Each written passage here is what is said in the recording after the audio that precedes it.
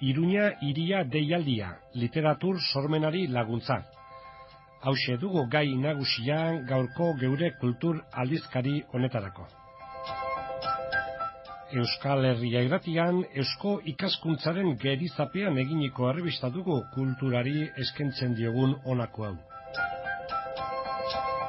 Literaturgintza euskaraz, Iruñalde honetan osasuntsu dago edo dagoela esatea zilegi da, batik-bate konparazio egiten baldin badugu hizkuntzaren beste arlo edo sail gehienekin. Ta ziurenik osasun egoera horretan badu zerikusia, aspaldi xamarreko urteotan, hiriburuko udareko euskera sailetik egin den animazio eta promozio lanak. Egile berrientzako sariketak urtez urte, idazkintzara bultzatu izan du, horretarako zaletasuna duena. Sari hauek goraipamenak eduki izan dituzte, lehiak eta moduan helburuta egiteko zehatzak eta ongi bideratuak dituen lehiak eta delakoan. Baina oraingo honetan egile berrientzatez baizik bestelako dei bada beka emateko deia Iruñeko udaleko euskera ataletik heldu dena. Iñaki Azkonak nundik norakoak, zertarakoak eta gainerako zehaztapenak eskainiko dizkigu. Baina bigarren zatian beste gai bati ere heldu nahi diogu, izan ere eta Azkonarekin solasean ari garenez, Iruña eta euskerat begirada bat, inpresio batzu biltzeko gogo eta pare bat ere aditzeko. Urte askotxo baitira, 20 bat edo, Iñaki Azkona, Iruñeko udal zerbitzu horretatik euskararen sustapen lanetan ari dela. Hemen eusko ikaskuntzaren gerizapian eta bere babespean kultur aldizkaria.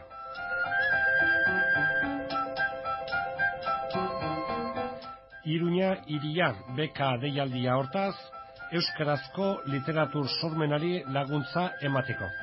Iñaki Azkona nundik dator ideia hau. Iruñeko udaletxean ari ginen aspalditik, iazkoa izan zen 20. edizioa, egile berriendako literatur lehiaketa egiten. Benetan fruitu asko eman duen lehiak eta handik atera da idazle asko eta nik uste dut helburuak neurri batean oso ongi beti izan dira, ez? Baina bai azkeneko urtetan ari ginen nabaritzen alako ahuldade bat, ez? Uste dut batez ere jendearen aldetik, inoiz baino jende gutxiago aurkezten zen, idazle gutxiago, eta gero baita ere oro hartuta lanen kalidadean. Beti azkeneko lehiaketetan ere beti egon izan dira lan batzuk onak, betiko mailari utzi diotenak, baina oro har mail baju samarra zen eta jende gutxi.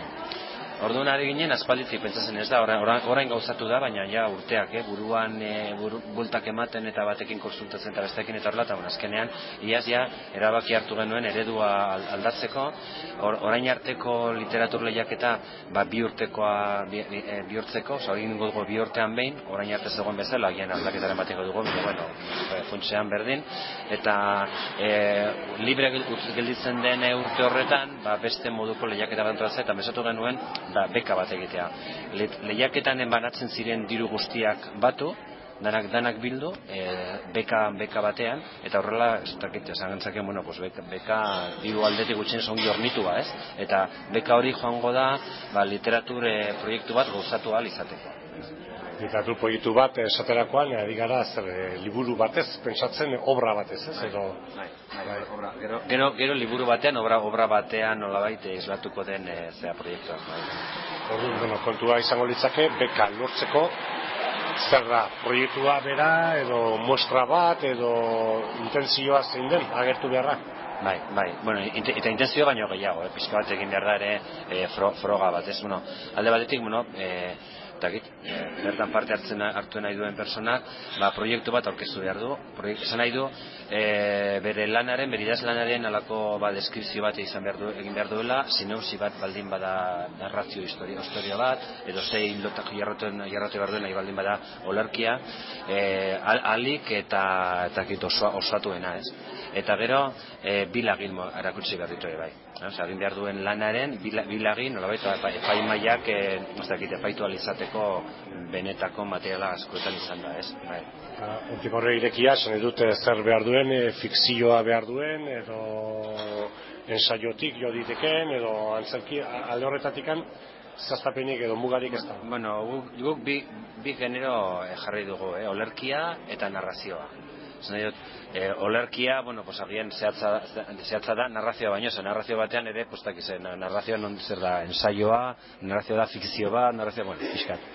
Horik nik uste dut proiektuak ikusita Bekaren zenbatekoa ikusita 9.000 gora, eta 9.400 euro, bai. Ez dakit, nola esan, persona bat dedikazio osoz aritzeko denbora jakin batean, edo dedikazio erdiz, hori nola indezu konputua? Bai. Bete-betean ari beharko litzatiko honetara beste eginkizunak utzita. Hori izan da ireia, nolabait, segurazki biliko dira hortik idazle jendeak edo idaztea gogo duen jendeak, eta denbora gutxi dutela, lanak direla, etxeko antolamenduak direla, bere afizioak direla, eta pixka bat, honekin aukera ematen diegu, ahal badute bakoitza bere lanean, zeren gero ere konturatu egin gara, agian idazle funtzionari zuzendutako zea bat, ez baita inerriza esperientzia bat hartzea, baina, egoerak mundu honetan anitzak dira, ez denetarik dago. Historia izateke, edo nik buruan dudan moduan, persona batek bere lanari, bere ohiko lanari utzi alizatea denboraldi batez, 3, 4, 5, 6 hilabetez, eta nolabait orduan galduko luken diru hori, orain kompensazioz, jasotzea bekarena, ez? Pixka bat hori, bete-betean dedikatzeko zen, noski urtebeteko epea dauka lana sartzeko, ez baita, ez da, urtetan osatuko den historia bat, baizik eta epe batzuk bete behar dira, bere lanaren muestra batzuk erakutsi barazkio epaimaiari, eta lanak azoran ez nahi zoritzen azoran zein daretan, baina azaroan bukaerarako bukatu egin behar du. Orduan zer ikusten da, batetik esan duzu orain arteko formula, naiz 2 urtetik behin, eta jarraituko duen, baina gortu xamarote zegoen edo, eta formula honek, ezagutzen dituzun esperientziagatik eta garantia ematen du, esan dute lagin, muestratxo batekin ziurtatu liteke, gero etorri behar duen obra horren kalidadea zer ziurtatzen da. Egia esateko hori ikustekoa da, ez begira.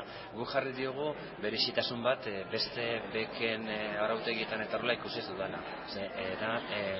Aipaimaiak lan egingo du jakin gabe, bere epaia emago da aukeratuko du idazlana egilean orden jakin gabe. Eta hori ez da, izango da baten bat, ez baina, nik ikusi eskuartean izan ditudan arautegiak eta horrela, normalean ere kontuan hartzen da egilean orden eta ze kurrikuluma duen, eta horrela, agian horrekin ziurtatzen duzu gehiago gero azkenean emaitza izanen dela, ez? Baina, guk pensatu genuen, kontuan hartu izan genuen, eta azkenean izan genuen, ez gozen animatu horretara, guk oinarrian hartuko dugu lagin hori eta proiektuan nola dagoen gauzatua eta nola aurkezten diren gauzak, ez? Eta gero, badago garantia pixka bat prozesuan bertan dago, ez nahi dute hor bekaz lortu eta handik 3 hilabetetara bekatuak erakutsi behar du zer egin duen, erakutsi behar du epaimaiari nola duan lana, eta gero beste bilera bat izanen da udaren azkenean, eta gero azkenean lana egin beharko du, ez? Hortik, iosak ies egin aldute. Ez gauza bat nik ezagit idazleek eta sortzaileek bakoitza bere modua euki dezake, ez? Esan dute batek hasieratik igual euki dezake egin nahi duenaren ideia osoa eta orokorra, eta beste batek akaso euki dezake ideia bat badakin nondik abitu, baina zer etorriko den gero igual egiteak berak, ez, ekartzen dio. Bai, egia da, eta horrek bi aldetik ikusten bat ja lana, orkestuako lana edo hasierako ideia hori aldatu daitekeen, ez? Eta aldatu daiteke, ez nahi hortan ez dago azorik, beti ere egon behar du planteatua, aldaketan zergatik, nondik, eta horrela, ez bai. Eta gero bestea, suposatzen duzuna, egia gertatu daiteke beka bat eman, eta gero lanak ezin gauzatu, noski, ez da, sortzailearen ezinari buruz, ez dakit asko dago idatzi eta pentsatu eta horrela, momentu batean ezin dela hori da arriskua, ez? Baina, enfokea bera idazlek eta ez dakit gustora gartzen duten, hori ere literatu sariketak eta beti edo ziklikoki behintzat debatean eta sartzen dira, eta beti epaimaien zintzotasuna edo erakundearen zera ikustetia auzita jartzen da. Hemen berriz, idazleen gremioak, esaten du, modu honetako lanak hobeto direla. Bueno, nik hitz egin dut idazle, nire lagunak edo erramana dudan idazle jendearekin, ez? Eta nik uste hor denek esan diate probatzeko. Ongi dagoela, eta ideia ona dela, eta bekarrena ongi dela. Eta, bueno, eta batez ere genuen lehiaketa ereduarekin, idazle jende hori, nik uste orain aurkeztuko da bere burua idazletzat duen jendea. Bueno, ez dakit, posko dugu, bueno, jende hori, eta horiek gure beste lehiaketaren kanpo daude. Badakizu ez, hori zegoela nahiko zorrotz, bueno, ez dugu komentatu, baina... Lehen egile berriak, eta horren berriz, ja, eginak ere... Bai, eta egile berrien horretan, muga handiak ziren, zer aski zen egile batek zerbait idatzia, zerbait argitaratu izatea, ja, ezin aurkezten.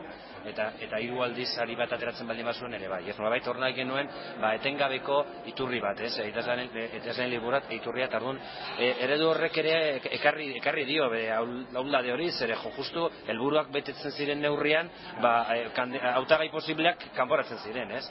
Eta orain bekarekin hain zuzentzen diogu beka, idazle multzo guzti horri, orain arte kanpoan egon den jende horri, ez? Eta hor jende asko dago, Nafarroan.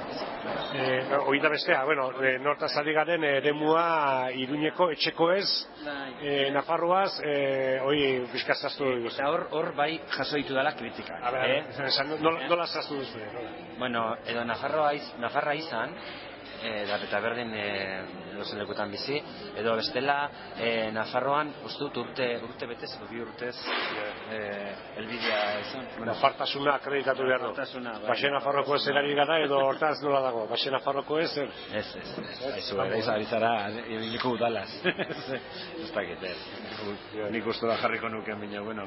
Hemen bilatzen dugun bitartean, esatezu, hemen Nafarrak izan, Nafarroa garaikoak, edo eta esatezu hemen ja denbora bat eramatia, nafartuak egotia, nafarkotuak.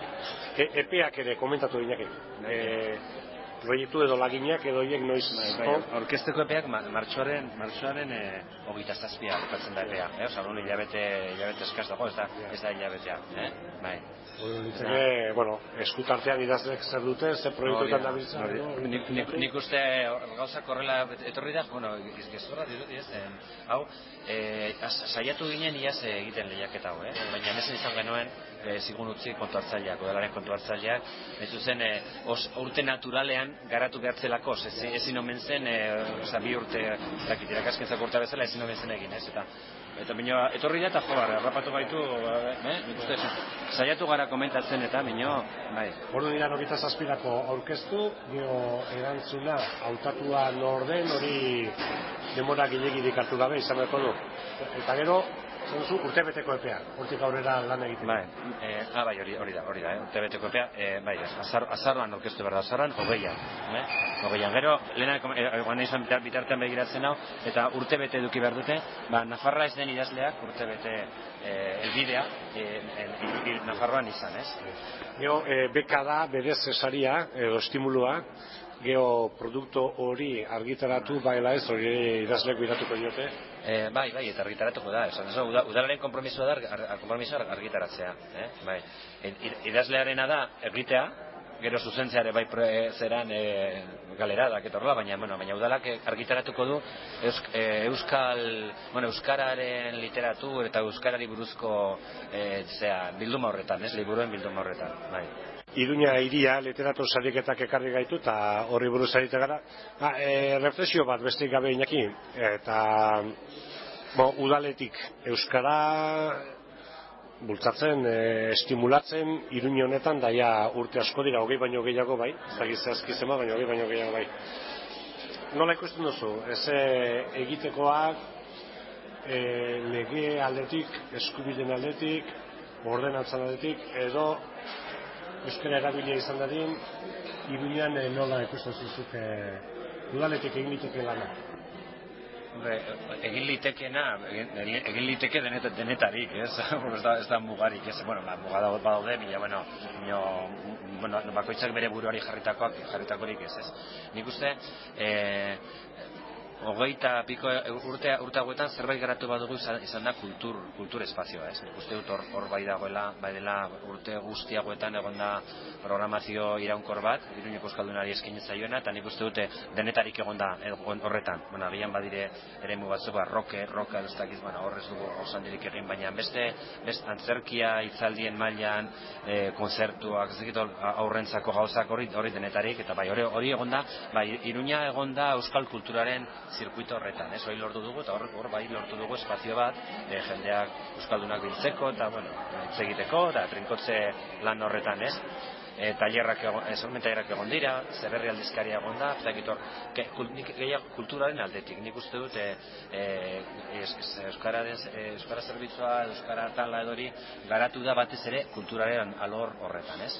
Izan zen garai bat, tripartitoa izatzen den, orduan hor bai izan zela saiatze serio bat, ordenantzak aprobatu zirenean, eta garatzeko lanean sartu ginenean, eta gainera nahiko aurreratua, eta nik uste dut, nolabait, aurrera joateko instrumentuak, legiaren aldetik eta proposamen aldetik, eta tarlatan egina genuen, baina hauteskundeak gero aldatu zuten udala, eta hor gelditu da, eta bi legegintzaldi egon gara horrela, ez?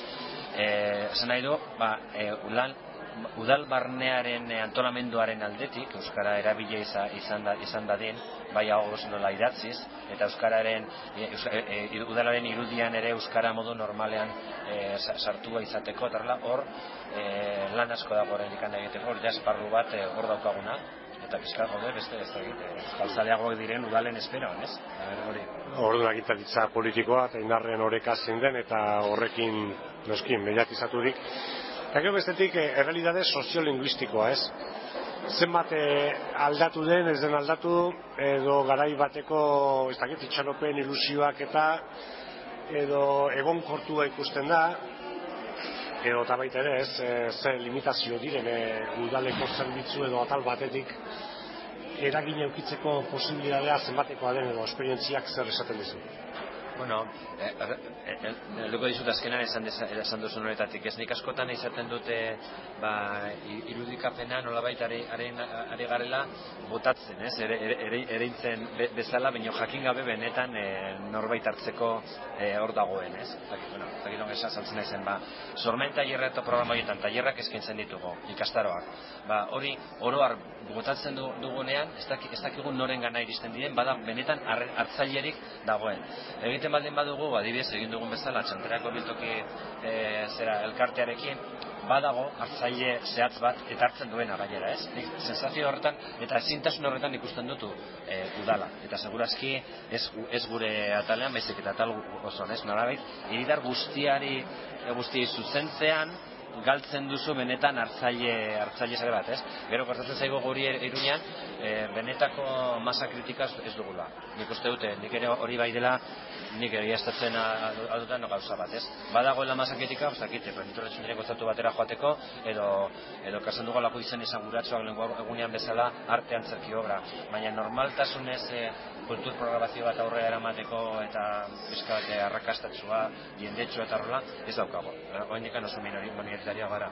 Eta hor, nik uste dut badagoela, jendea Iruñeko euskaldunak, Iruñerriko euskaldunek izan duten aldaketa edo prozesu baten emaitza dela, ez? Lehenago, bazen nik hasierako urteetan ikusten zen ilusio gehiago zegoela, militantzia gehiago zegoela, jende askotan, hori zen ez, oraingo bersoaroan oinarria izan zen hartan Gaiarna troze genituen zen bersoaldietan, jende asko jaten zen, jakin dauzk ez zuela ulertu behar, berez tontokeria bat zen, ez? Bino jaten zen olabait elkartasunez edo euskaltzaletasunez, eta horrela. Guzti hori nik uste dut, hori guztia ez da izangoa, baina, neurri handi batean galdu da, ordan hain benetan jendeak joaten da, antzerkira etortzen da, gustatzen bazaio eman behar dugun obra, iritsi bazaio ere bai, hor badaukago arazoak iristeko, baina iritsi bazaio, eta gustatzen gustora baldin badu, joango da.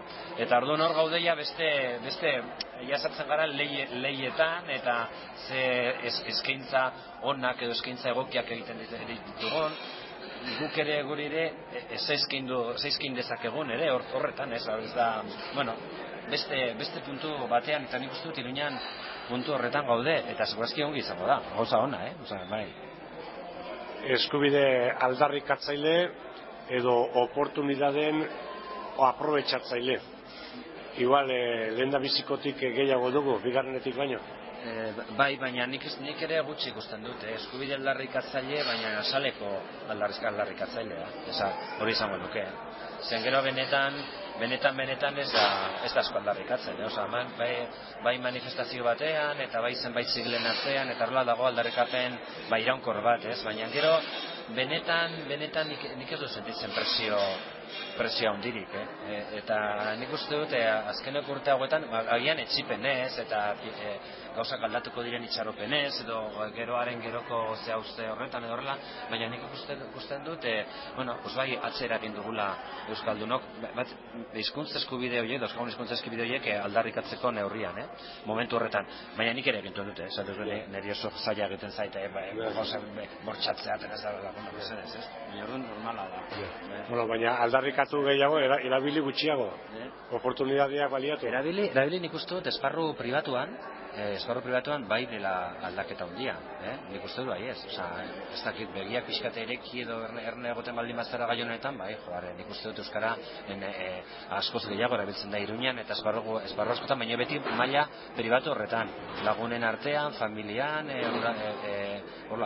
aizian, horretan, baita ere, eremu ofizialduetan ere bai, baina ez da gehiagin nabaritzen, ez? Nik uste dut, aldaketa egonda, eremu pribatu horretan, eta falta egiten zaio, jauzi hori egitea, ez? Bizkat, eremu publikoagoetara pasatzeko, baina administrazioak ez dute bat lagundu eta lagundu behar dut, eta laguntza hori gabe oso zaila da.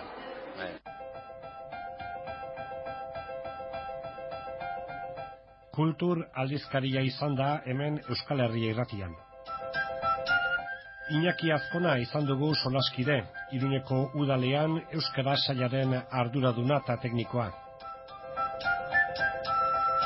Iruña hiria beka deialdi alde batetik, hoxe gai nagusi gisa eta geho bere impresio, bere gogoeta batzuk. Eusko ikaskuntzaren aupada eta babesarekin egin dugu aldizkaria. Eusko ikaskuntza Iruñan Gaztelu plazaren 43an dago. Euskal kultura mundu zabalean edatzen du web horrien bidez. Honako helbide hauetan euskoikaskuntza.org eta euskonius.com.